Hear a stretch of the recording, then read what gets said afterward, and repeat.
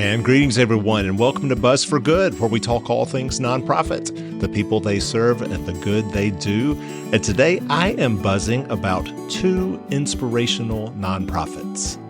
One that helps people live better, and another that helps people die better. And I look forward to sharing with you my conversations with DePaul Community Resources, which works to improve the lives of children, families, and individuals with developmental disabilities, and Spirits Rest, a new nonprofit that offers comfortable housing and around-the-clock compassionate care and support to hospice patients and their families during their end-of-life journey.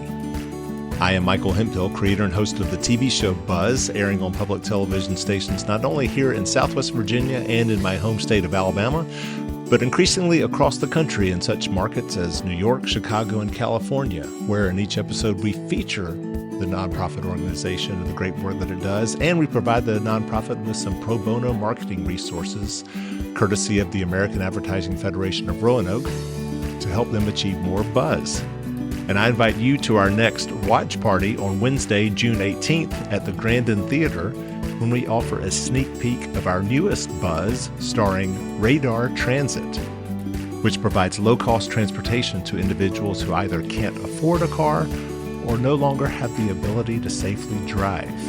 My name is Janita Crump, and I ride Radar because I'm in a wheelchair, so I can't drive. And I really like Radar. They run every day, and even on the weekends, especially on Sunday, which is real helpful because it takes us to church and everything. Today I'm going to the doctor's office just for a regular medical checkup, and then my appointment is at 9 actually, and then Radar is going to pick me up at 10 o'clock, and then they're going to take me straight back home. Then tune in to our Facebook and YouTube channels on Thursday, June 19th, Juneteenth, at 6 p.m. for our next Buzz Live, which I call the Tonight Show for Nonprofits, when we showcase Blacks in Technology, live from the Dumas Center in Roanoke. And there's more about both of these events on our website, buzzforgood.com. That's buzz, B-U-Z-Z, 4, good.com. You can also find out more about us on our Facebook, Instagram, LinkedIn, YouTube, and TikTok channels, all at Buzz for Good. I want to thank our sponsor, Partners in Financial Planning, a Southwest Virginia-based financial management firm, partnersinfinancialplanning.com. And now, there are hundreds of nonprofits that you will likely never interact with. But like taxes, death is something we will all encounter.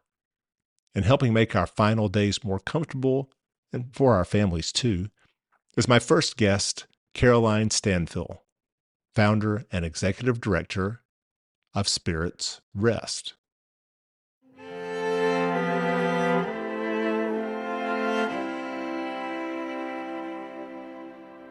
It's my pleasure to welcome to Buzz for Good, Caroline Stanfill, who is the founder and executive director of Spirits Rest. Caroline, welcome. Thanks so much. Before we get into the work that you're doing at Spirits Rest, maybe you could share with us a little bit about how, or more importantly, perhaps where do most people in our country die? I would say there are many people who die at home, or who, just wherever they are living their day to day. Many people end up in nursing homes or long-term care facilities, and many die there or in the hospital. Yeah. And each of those poses, I guess, opportunities, but also challenges. Where does a place like a hospice facility come in? So a hospice facility or a hospice house, there are different types of hospice houses, but that would typically come in near the end of life. So to be qualified to be on hospice services, a doctor would say that you have 6 months or less to live, based on how your disease might be going, if it's treatable, if you're not having treatment, or if it's untreatable. And so it would be the last 6 months of life um, that would typically be hospice. Now, some people, um, don't have that 6 months of life. They don't have that much left. Some Yeah. may stay on hospice for a year or two, depending on Mm. how quickly their disease is progressing. But generally, the the trajectory of the disease would possibly, send someone to their home in heaven Sure. within 6 months. Yeah. So we do have a hospice house in Roanoke that's operated by Good Samaritan Hospice. Right. And Featured them before on this show, and right, they just opened up, I guess, a new facility about a year ago. exactly. And it's Yeah. a wonderful and beautiful facility, and the first, official hospice house in Southwest Virginia. And still, that offers a wonderful, comfortable place for people in their last days of life, and also a place for people to go when they have acute symptoms that can't be managed at home. Um, for that time to get sort of back on track with their symptom management. But they're not able to do at this time long-term care. And that's kind of where Mm. we come in, because there is a need for long-term care, specifically for hospice patients in Southwest Virginia, that is not a nursing home, which is typically where people end up going. And so we're different from them because we are in a home. It's a home setting. Our residents can stay for however long they need to while they're Hmm. on hospice. We have a space for families so that they can be there when it matters most.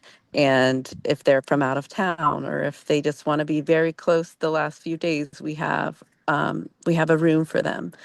We have, a typical dining room, living room, backyard kind of setup, so that when folks are with us, they truly feel like they're in their home and not in a facility. Gotcha. So that's the main difference that you have between Spirits Rest and a nursing home is that it just feels like home for the people who are spending their last days there. It does. The other difference is just the level of care. Mm.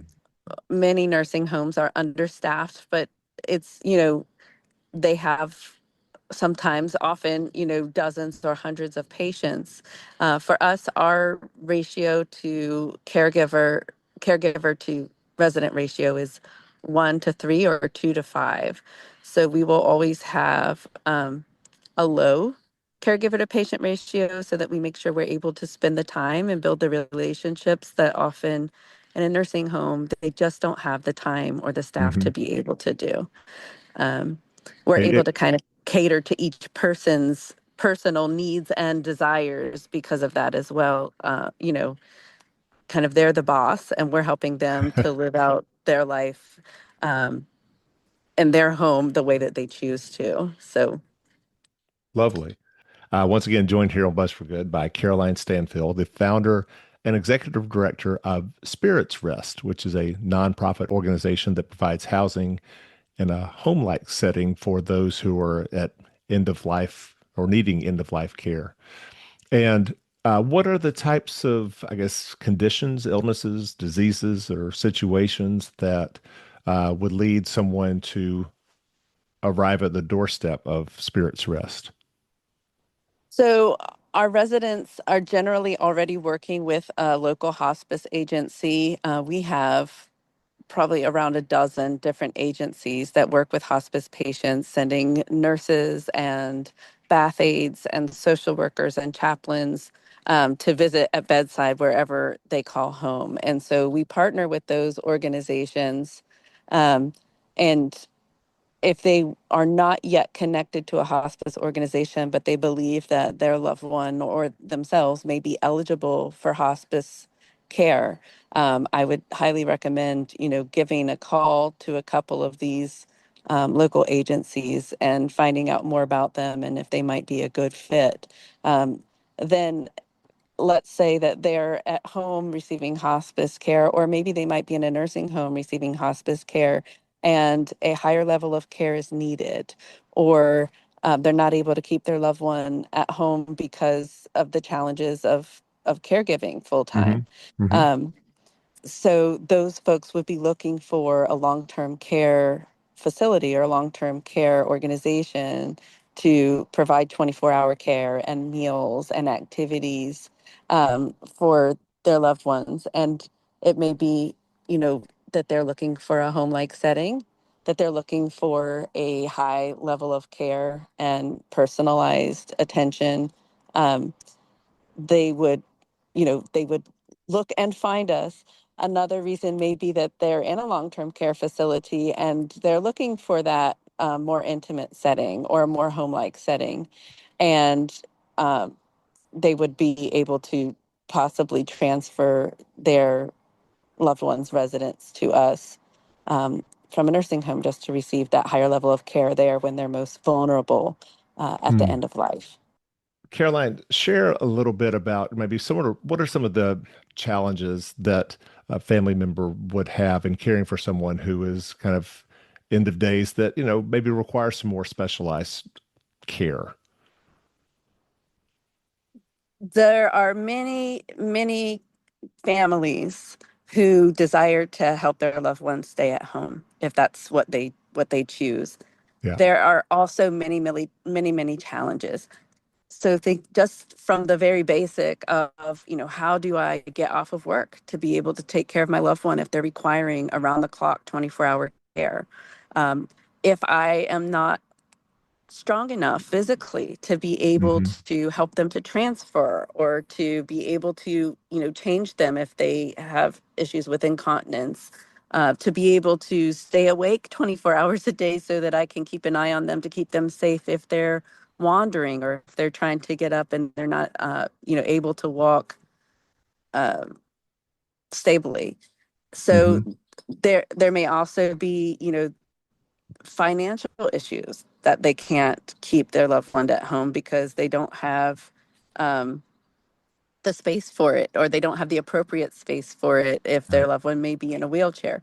So there's lots of reasons why someone at home, why someone may not be able to stay home um, during their last days. There are also many families, who are not living in the same part of the sure, country or even the world. And so for folks who don't have loved ones nearby, they need a place to go where they have people who can help them out and care for them.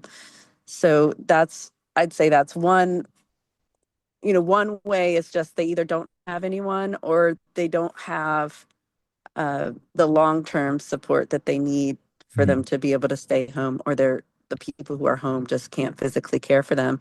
And there's also just a level of burnout. You know, Yeah, right. being someone's caregiver 24 hours a day can really, take a mental and emotional and physical toll on someone. And so while someone may be very well able to take care of their loved one for a period of time, after a while, may need even just a break, which we call respite in the hospice world. Um, Gotcha. recover their energy, to be able to care for their loved one. In my family, my mom was in hospice 20 I guess 21 years ago, around 21 years ago. And we have 6 kids in my family. And my dad, was just, he would do anything, to be able to stay by her side. And so my mom was able to pass at home with all of her children around her, but not every family has that ability or that, experience. And so Spirits Rest is a place where someone can be um, surrounded by love, even if it's not, um, even if it's not their family all around them. I know you can't provide any specific information, but can you kind of just share on a personal level, what one particular family situation that, came to you and how you were able to make those very fraught last days more uh, soothing? Sure. So I'll talk about one of our residents who has four children, two of which live in the area and visit him regularly. And he had been in four assisted living or long-term care facilities before he came to us. Um, I guess, different levels of care, but also the family kind of searching for that place, that perfect place for him, that And would really take and care why? of him. Yeah, why was he, or what did he suffer from? So he has a heart condition, Uh-huh. and so a lot of folks who have cardiac issues that can't be treated do go on hospice. We've got folks who have dementia, folks who have cancer. There's just, numerous number of reasons that a person may, come into hospice care. Hmm. But this particular gentleman has cardiac issues, and so that's why he's in care, why he's in hospice. And when the family found us, they were in tears, just because they had really had some tough experiences in the different places where he was. When he came to us, he was, had a flat affect, was not really engaging very much. Um, was wheelchair bound or bed bound, and you know had really kind of just had a tough time. Over the next few weeks, it was just really neat to see his personality come back out, and to Mm. see his smile and his laughter, and to see him sort of enjoying life on his terms, Hmm. and being able to have what he wanted for breakfast and lunch and dinner, um, for him to be able to just go outside and sit in the sunshine, or um, to play a game, and to have that engagement, that regular engagement, and to be able to come out of his bedroom and sit at a dining room table, and for the first time in 2 years, have dinner at a dining room table with real plates and real, Mm. napkins and real cutlery, just because where he had been, I guess, more cafeteria style, Institutional. and much more institutional. Yeah. Yes. Yeah. And is he still with us? He is still with us. He's Uh-huh. still with us, and still, um, like I said, enjoying life every day to whatever capacity he can. And every day is different, and that's Hmm. just the hospice, kind of the way it goes in hospice, is that every day is different. Um, but we do the best we can to make sure that every day is valued and every day is cherished to whatever capacity it can be. Wonderful. Again, joined here on Buzz for Good by Caroline Stanfill, the founder and executive director of Spirits Rest Hospice Facility serving Southwest Virginia. Uh, I'm curious to know what inspired you to even get into this line of work. Yes, that is an interesting journey. Okay. Before this line of work, I was in ministry. Were you getting Hmm. ready to say something? Oh, no, no, no. Go ahead, please. Okay, sure. I was in ministry, and before that, I was a educator, working in special education, and never saw myself working with dying people, with the geriatric population. Um, but when I was a little girl in the summers, my mom would send me down around the block in the Grandin Village to visit people at the local nursing home. And even before that, we lived far from our grandparents. And so my parents adopted, as our grandparents, an elderly couple in our community. And, we would go and visit them. And I even remember going to visit, we called her Grandma Sarah, at a nursing home, and bringing her gifts, and her just saying, oh, honey, I can't keep these. Everything that comes in here, they take it. And I Mm. that was my first experience of the world not being altruistic. um, as a young child. And then, as I grew older, just my parents really instilled a respect for every person at every stage of life. A respect for people with disabilities, a respect for the elderly. And so as I, grew up, those my grandparents were in my life, although they were far away, but continued having experiences where I was building relationships with people who were ill or people who were elderly, and just realizing the epidemic of loneliness in this Yeah, country right. around those populations, and also the loss of their stories and the loss of their experiences that we have because they're so lonely and not Hmm. really able to pass on as they were in the tighter knit communities of times past. Um, and so I have kind of made it an interest of mine to record some of the stories. So I've done several oral histories with elderly family members and elderly residents in nursing homes, and people that I know, um, who wanted kind of legacy projects, and just learning their stories and getting to know them as individuals has been so enriching for my life.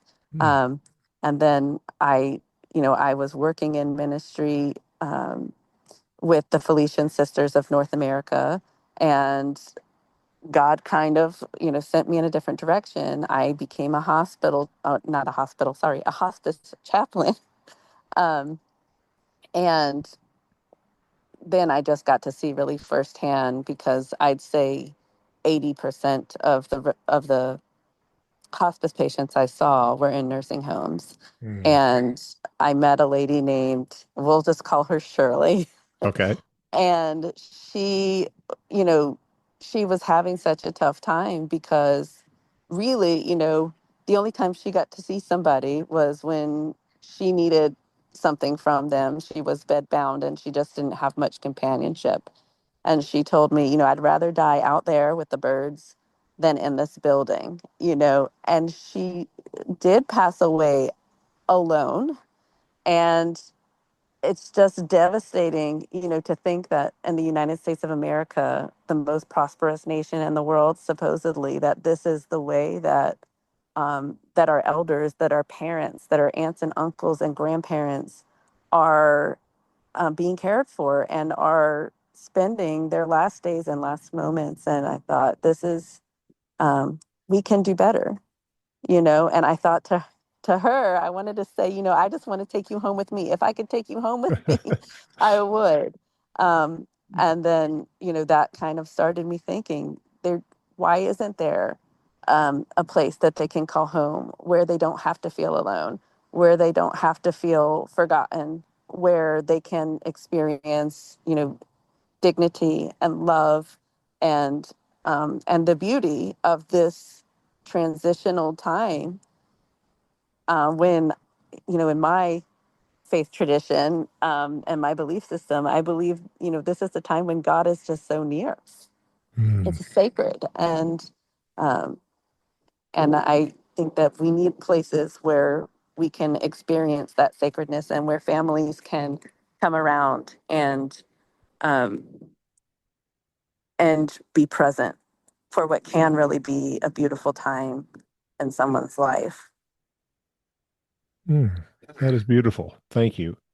Well, let's transition a little bit ourselves. And again, joined here on Buzz for Good by Caroline Stanfield, the founder and executive director of Spirits Rest Hospice Facility. And more information about Spirits Rest can be found at spiritsrest.org. So describe, all the when you founded the organization, how you found your facility, what the facility looks like, and how many patients can you take care of at a given time? Sure. So we were definitely looking for a place that feels and looks like home. So we are actually our first home is a rented home in a residential neighborhood just outside of the town of Vinton, and it's a 4 bedroom brick ranch, and so it's all one level. It's We've had to make a few adjustments to make it more accessible for our residents, but we have 3 bedrooms for residents. Each person gets their own space, their own room. And then we have, of course, a guest room for families. And um, really, I thought, I had been working on this here and there and writing notes and making the business plan. And it took me about a year and a half to kind of finally take the leap. And I said, if we don't just do it, if we wait for it to be perfect, it will never happen. Because as we know, nonprofits and I guess opening businesses is never just smooth sailing. And so we kind of made some allowances for, I guess, the tweaks that would need to be made and the improvements. And we're also, allowing our families and the residents themselves and our staff to kind of help us to perfect this model as we go. We do have, other hospice houses um, further away, from our area that we've visited to kind of learn about their models, to learn about their staffing, and to learn about what works for them. We are in talks about joining a network that's a nationwide network called Omega House. And it's a network of nonprofits that are providing housing and care for hospice patients Hmm. across our country because it's such a great need. And this model is really, like I said, just a little bit more intimate, a lot bit more intimate, and has a lot higher level of care. So that's how we found our first home. And we hope in the next 5 years to be able to open other homes like it, to be able to get the community support financially, maybe even to build our own space in the Roanoke Valley for hospice patients in need. Hmm. Um, Describe like a typical what does a day look like at Spirits Rest?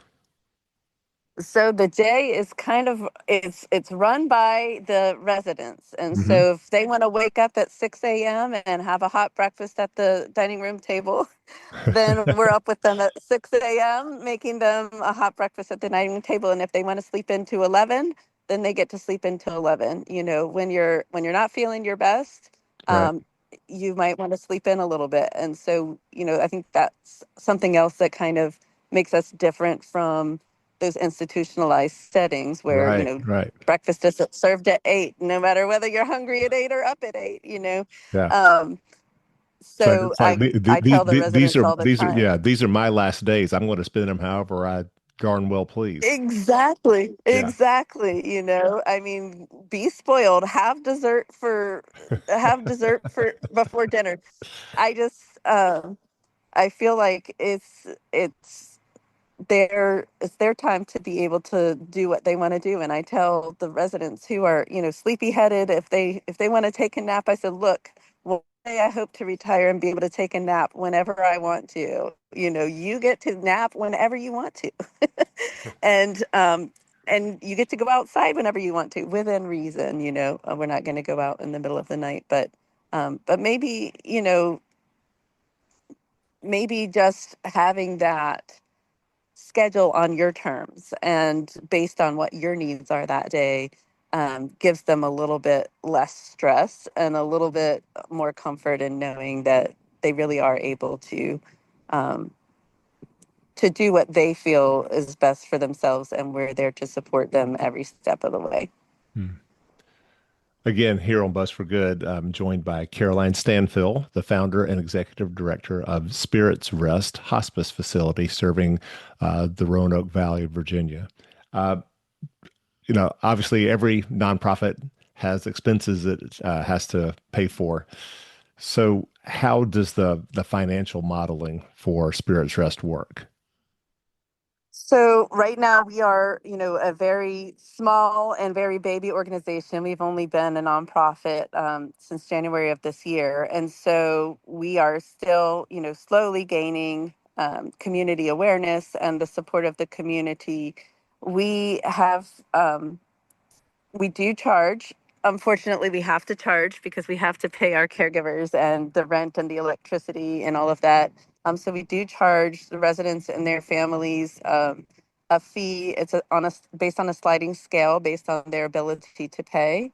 Hmm. And then we also solicit donations from community members. So we've had some private donors who just are passionate about hospice or um, you know, who didn't have a place like this when their loved one was in need of it Hmm. to to donate money to us. We will have some community events here in a couple of weeks. We're going to be having an event called The Cure for Caregivers.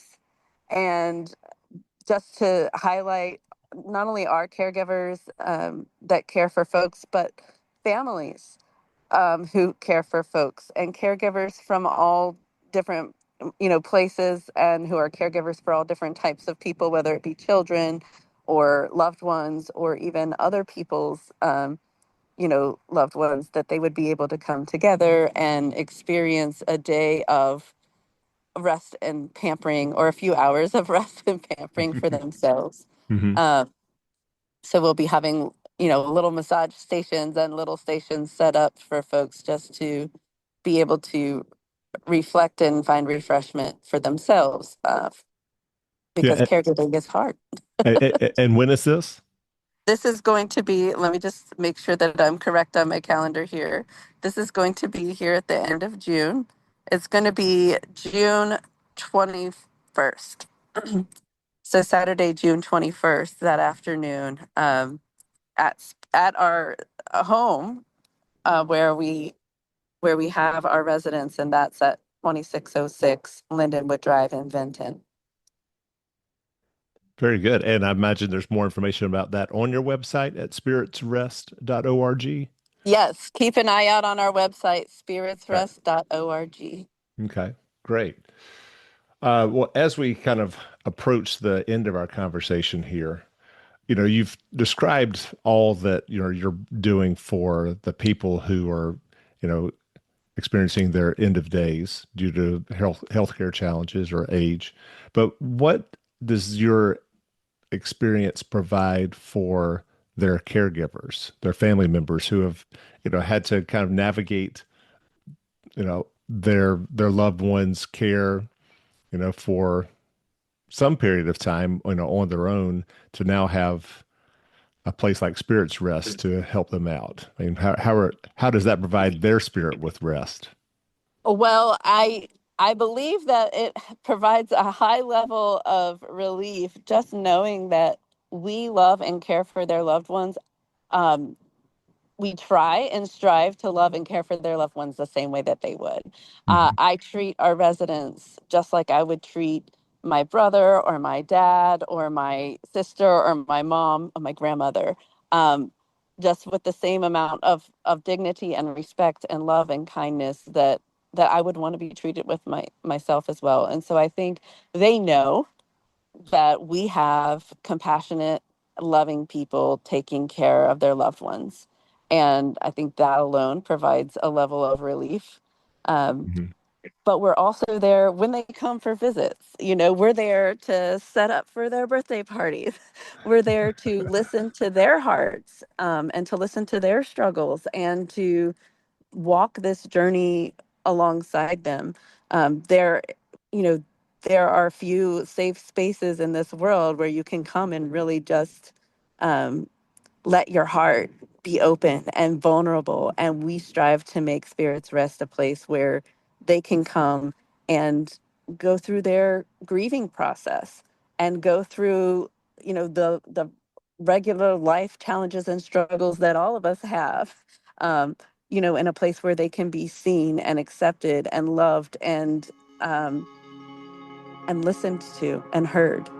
So we're there to, to pray with them or just to hold vigil with them in whatever life circumstance they're going through that day.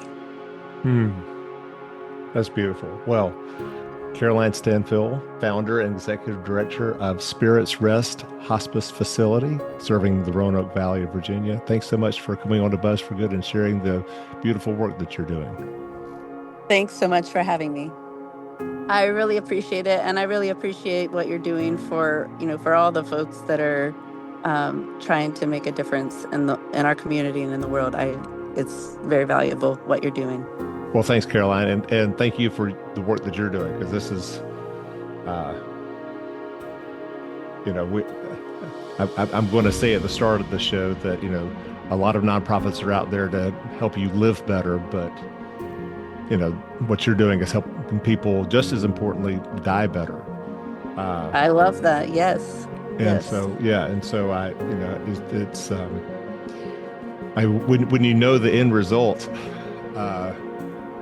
that's got to be challenging on a day-to-day basis for you, but at the same time, I imagine that's where you find your reward.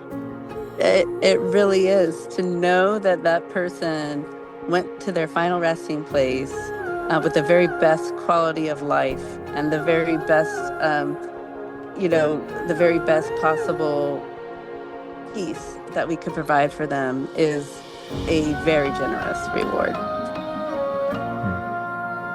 Well, thanks again. Thank you. Bye-bye. Right. Bye-bye. So that's my conversation with Spirits Rest.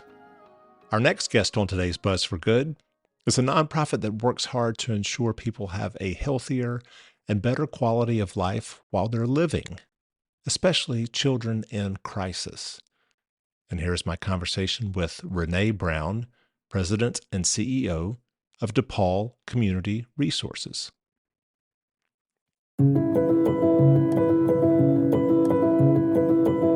Well, it's my pleasure to welcome here to Buzz for Good Renee Brown, who is the President and CEO of DePaul Community Resources. Welcome. Thank you. It's great to be here.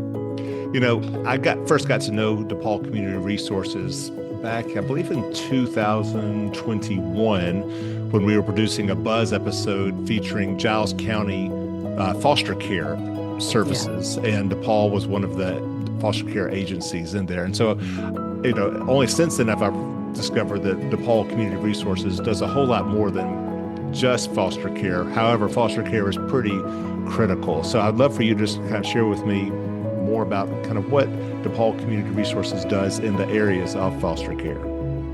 Sure. Yeah. So we started in 1977, and we originally were an orphanage. Oh, okay. And when the orphanage closed, we started doing foster care, like you mentioned. And one of the young people that we were serving in our foster care program who was aging out happened to have a disability. And there were no services for this young adult except for to be placed in a nursing home, which really didn't, seem to be in his best interest. So we started our developmental disabilities division because of the needs of this one person that could not be met in our community.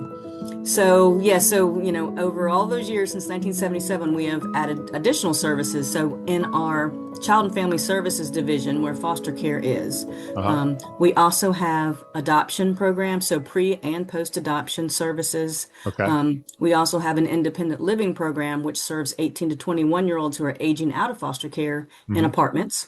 We have a community-based services, which is more like your typical counseling and mental health and substance abuse support. And then our newest program under our Child and Family Services division is our kinship care program, which we're really excited about, which is to try to keep families together and prevent the need for foster care to begin with. Right. So then, as I mentioned... I want to get to all of that, all the other programs, but I really would love for you just to spend a few moments just talking about the need for foster care in your service area. How many foster care children are you trying to take care of, and what are the issues that even lead to the need for foster care?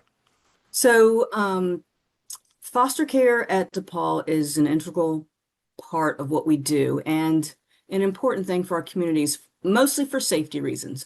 So when a child So we have Department of Social Services, different departments all over Virginia. When they get a call that a child might need their help and may not be safe, they go out and investigate. And if it is deemed that the child needs to be removed from their family, then they have homes that they can place them in, or if they don't have a home, they'll reach out to an organization like DePaul to see if we have a home. Hmm. Right now, And Roanoke. these removals could be done because of some Most of abuse, them are neglect, substance abuse. Yes, substance abuse. Okay. most of the removals are done because of substance neglect related to substance abuse. Most people think about like children being actually abused and hurt. That is actually less common than children Hmm. just not getting to school or not having clothes or not having food or not having supervision related to a parent having a substance abuse issue. Gotcha. Okay. Yeah. Okay. So, Roanoke City has the most kids in foster care in the entire Commonwealth of Virginia, which I think is surprising to some Wow. people. Yeah, so just raw numbers, not like per capita or anything like that. We have the most. Hmm. And that's because Roanoke City is sort of the city of Southwest Virginia. So if Yeah. you think of places like farther southwest than Roanoke, they have less resources than we do. So a lot of people come to Roanoke because we have the rescue mission, we have public transportation, we have a lot of services to support people who are struggling.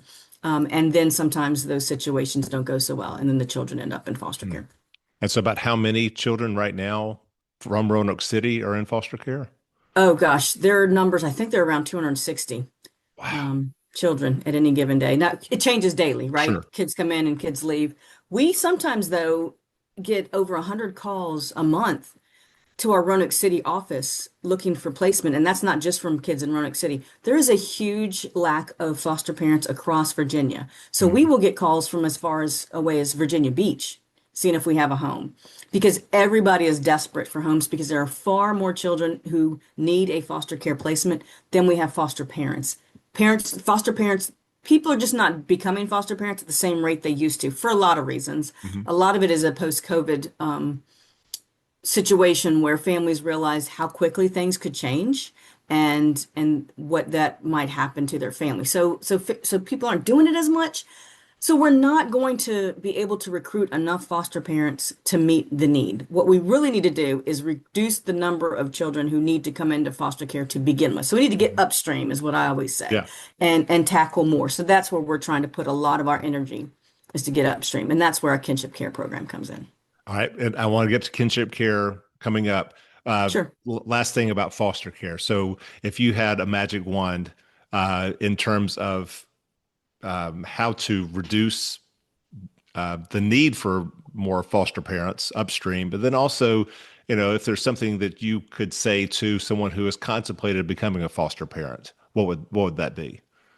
Yeah, I think we need to do both. So Yeah. my magic wand for foster parents is really to invite people to think about it and to explore it, and for them to know that we accept parents who are single parents, same-sex parents, divorced parents, people who live in apartments, people who live in houses. What we really want are people that will be willing to go through the training and open their love, their home and their hearts, right, to a child in need. We will provide 24/7 support. So if you have a child placed with you, you can call us any day, anytime, and we will be there to support you. And you will make a huge difference in a Mm. child's life. Anybody who is considering it, I just invite them to reach out to DePaul. We'll talk you through it. We'll give you a lot of information. We will walk you step by step through the entire process. Yeah. And then after the process, of course. And then my magic wand for before foster care, like to prevent foster care, would be to really support our families. Children should not be coming into foster care for a problem that a check can solve. Right. So if we could provide Mm. support to a family, say additional daycare, we have people who would take their like grandparents who would take their grandchildren in while their parents are recovering, but they can't afford the daycare. Right. So let's pay for the daycare, right? There's some really simple solutions I think that we could do as a community that would support family members or friends who want to step in, but there is a financial burden, that is preventative.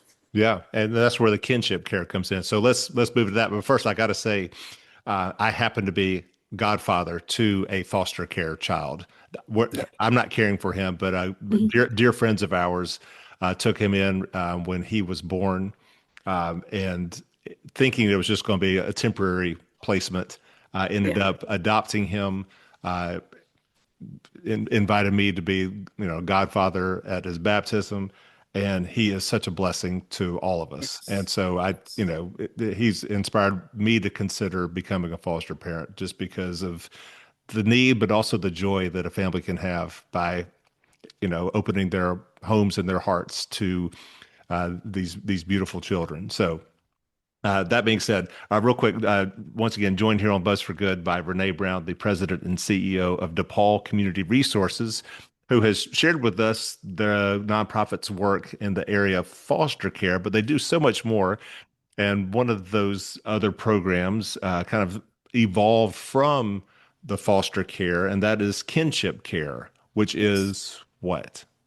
So that is a program where we want to support families in that time of need. So if a family member and it could be fictive or non-fictive, which is like a biological family member or a friend, a coach, a teacher who wants to step in at that time of need to prevent the child from coming into foster care, to take care of the child, we want to help them. Because you and I know that if three children landed on our doorstep, today, and they're, our nieces and nephews or whoever, we love them, but we may not know how to get birth certificates. We may not know how to enroll them in school. We may Mm, not realize there's some benefits that we're eligible for because we're taking them in. So that's what we want to do. We want to make sure those families are supported and have what they need. They may just need some groceries to get over the hump, right? They may need another bed, right? They may have the bedroom, but not the bed. So we just want to support those families and say, hey, how can we help you stabilize so that you can then support this family member so they don't have to enter into foster care? Right now, there's not really a statewide funding source for that. So we seek grant funding. We use donations from people who want to help us out in that regard mhm. to support that program. How much would you say DePaul Community Resources needs funding wise in order to do the work that you want to do with kinship care? Oh, wow, that's huge, right? It's Yeah. probably an astronomical number, but we any little bit helps. So we have gotten some wonderful support, from the Roanoke Women's Foundation. Roanoke City actually has supported us some financially. So we're continuing to seek funding, but I mean, right. The issue is so large. Right. It is just so big. So we'll expand it as much as we can. But like a typical situation that, say, a grandparent or an Sure. aunt or uncle might need funding to help with, and this would be Mhm. what? We typically spend about $2,000 per family, Okay. to just get them stabilized. We Mhm. don't unfortunately have the ability to pay them like a monthly stipend, but we can do all the things to get them stabilized. This Virginia spends about $65,000 per year per foster child. Wow. So if we can spend $2,000 to prevent it, Yep. right? Seems like a Absolutely. no-brainer to me. Yeah. And so, and again, some of the expenses that, you're trying to help a potential, foster or kinship care provider have that would be, like groceries or even like some childcare, so they can continue to go to work. Uh, Yeah. We've had families that needed a bigger apartment, so we can help with mm, that first month's rent or the deposit, right? Just to get you started in the bigger apartment. Or yeah, the clothing. If the child comes with no clothes, like outfitting a whole wardrobe to get started. Let yeah. us help you get started and then you can add to, right? So yeah, those are the things that we can do that can help stabilize a situation. Beautiful. Beautiful. So that's the kinship care piece of that. Real quick, Yes. I want to take a little break here because I was going through your annual report Yes. and just looked at the impact that DePaul Community Resources has had or had in 2024. And just some of the numbers are really staggering. Uh, Foster care, you had 123 children and teens experience safety and healing in a family home. Adoption, 169 children and teens received support during their adoption process, including 78 who were officially welcomed into their forever homes. 334 families received post adoption services.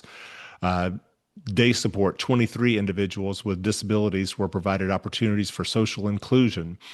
Your sponsored residential care, which we haven't gotten to yet, 132 individuals with disabilities resided in family homes instead of institutions. Counseling services, 315 individuals and families worked toward healing and strengthen their relationships. Independent living, 26 young adults transitioned into college, employment, and stable housing. And then the kinship care, which we just talked about, 18 families were provided vital kinship support resources to ensure children stayed close to their family network instead of relying on foster care. And then lastly, agency directed services. 112 families received services so they could care for their loved ones with a disability in their own home. Wow. Incredible work that you guys are doing. And once again, joined here on Buzz for Good by Renee Brown, President and CEO of DePaul Community Resources. Now, as I was going through the annual report, there were a few other little nuggets that stood out that I wanted to give you the opportunity to talk about. The first, and we haven't talked about it much yet, but it's the sponsored residential program.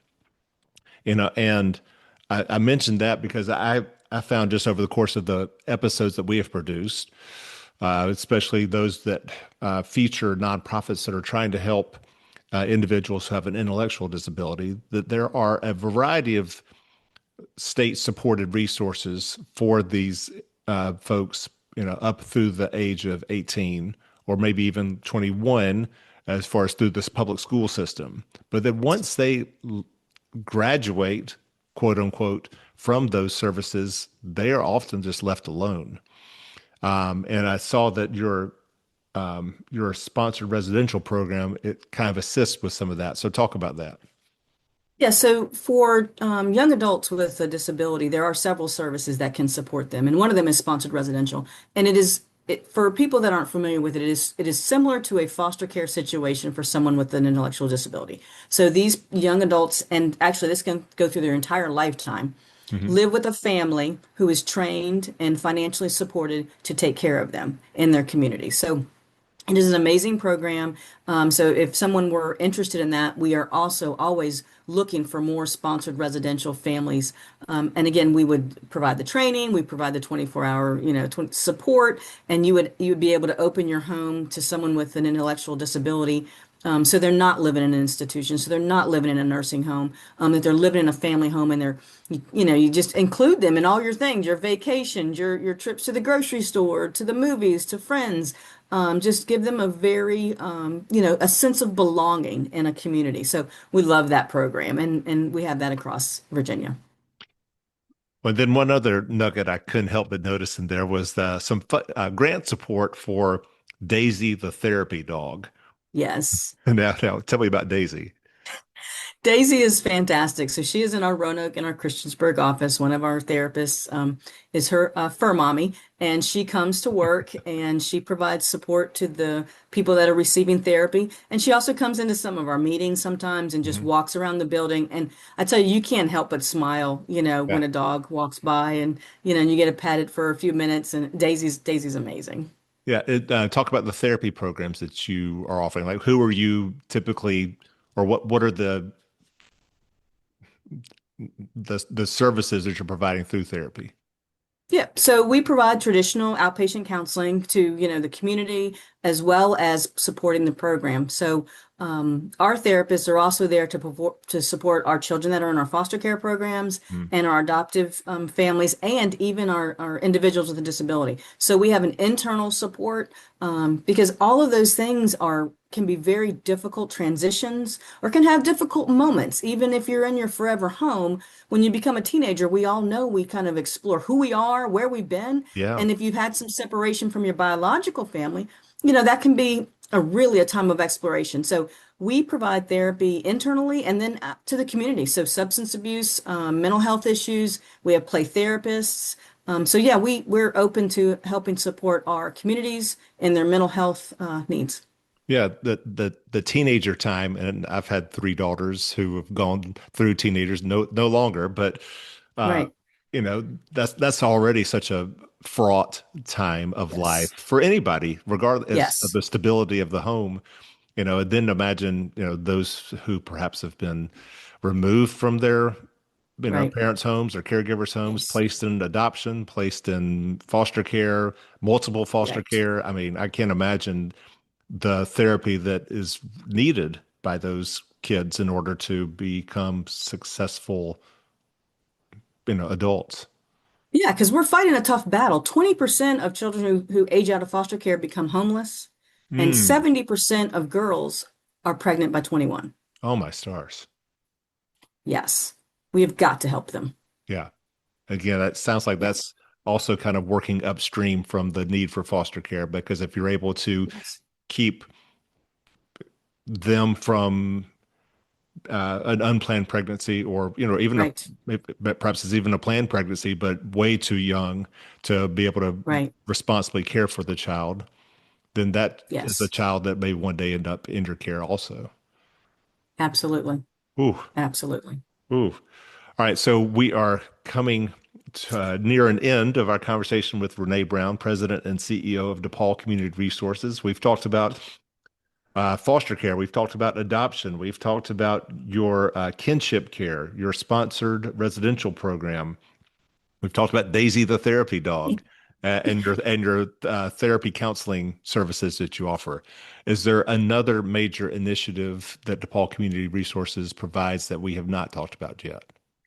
I think the only thing I'd want to mention is we need to do some advocacy for our individuals with a disability for additional services. Because, like you mentioned, there are services for them after the age of 18. The problem is there's a waiting list to access those services. Hmm. So right now in the state of Virginia, we have over 15,000 people with an intellectual disability on a waiting list waiting to access the services that would support them to have a fulfilling life. So I think that's something to be known. So if you ever have an opportunity to advocate statewide, it's like we need to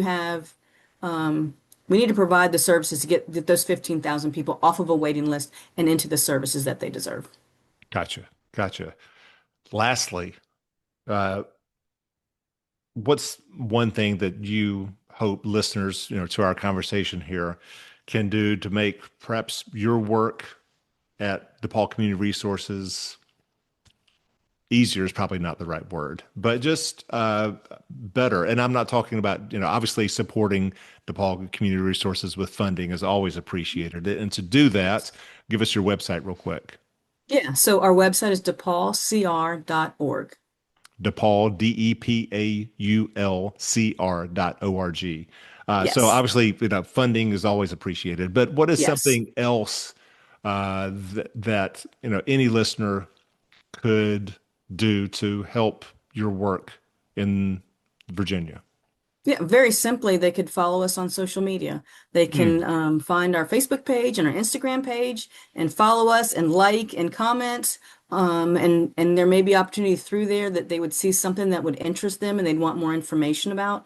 And then they can obviously go to our website. Like you said, we are always open to donations. We're always open for people that may want to be a foster parent or a sponsored residential provider, or you may need our services. So if we can help you, please also reach out for counseling, or if you have someone with an intellectual disability in your family, let's see what services we have. If you've adopted someone, our adoption services are free for anybody who has ever adopted a child from anywhere. So it could be an international adoption. It doesn't have to be adopted through DePaul.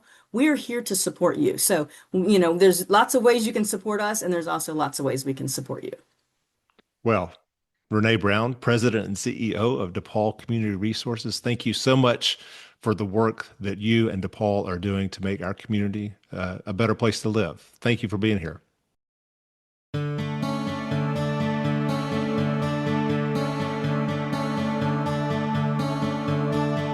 Well, many thanks again to my guest today, Renee Brown with DePaul Community Resources and Caroline Stanfield with Spirits Rest.